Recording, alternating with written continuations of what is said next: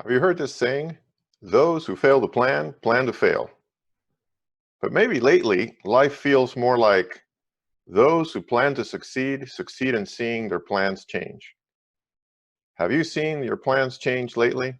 I sure have. This COVID-19 season really has turned things upside down. And maybe for some of you, it has done so in some significant and painful ways. Mike Tyson, a famous boxer, said, everyone has a plan until they get punched in the mouth. You know, you you figured out how to beat your opponent, you get in the ring, and then something happens and everything is up for grabs.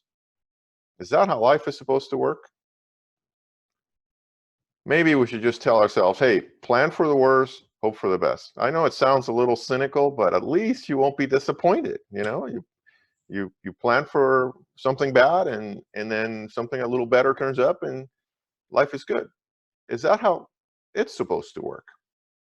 Well, since we're talking in Proverbs, let's go ahead and dive into the book of Proverbs and see what it has to say about this. Here's a verse that I've been kind of grappling with over the past few days. It says, the plans of the heart belong to man, but the answer of the tongue is from the Lord. Well, I sure understand that first part. My plans, they belong to my heart. They're mine. But what about the second part here, that the answer of the tongue is from the Lord? What does that mean? Well, maybe it means something like, hey, I plan to say some really clever things in this little talk here, and it's turning out all different. Is that what it means? Maybe God is making me say different things? What's going on here? Well, there's another verse that gets a little clearer here later, and it says, the heart of man plans his way, but the Lord establishes his steps. Huh, interesting. So does this mean that I come up with a plan and then God kind of redirects me a little bit, or it's, the outcome is really something a little different, my steps go in a slightly different direction? Is that what it's kind of talking about? Here's another verse in that same passage. It says, commit your work to the Lord and your plans will be established. So now I'm getting the sense here that I'm kind of supposed to find out what God's plans are. I'm supposed to commit my way to him so it lines up with his plans, and then my plans will be established. Why? Because they're God's plan. And his plans cannot be thwarted. Interesting. Well, here's another verse from earlier in the book of Proverbs, and it says, ponder the path of your feet, then all your ways will be sure. That first part of the verse kind of reminds me of the second half of the verse right above it. The Lord establishes his steps, ponder the path of your feet.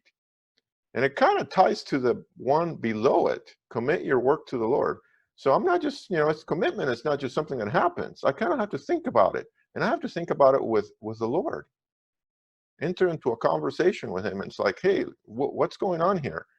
What do I need to clean up? What do I need to change in my plans?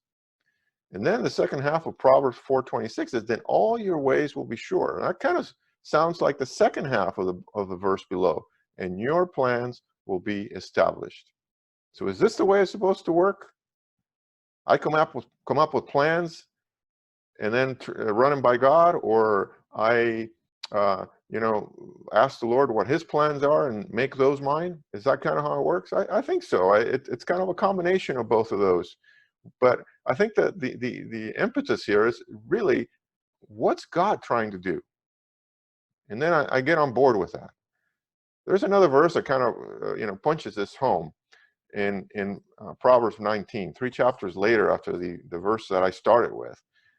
Many are the plans in the mind of man. Boy, I sure identify with that. I come up with a lot of ideas, don't I?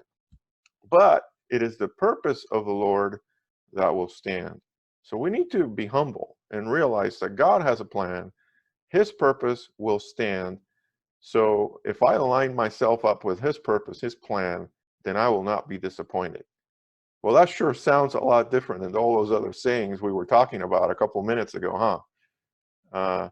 Maybe a lot more positive than those things.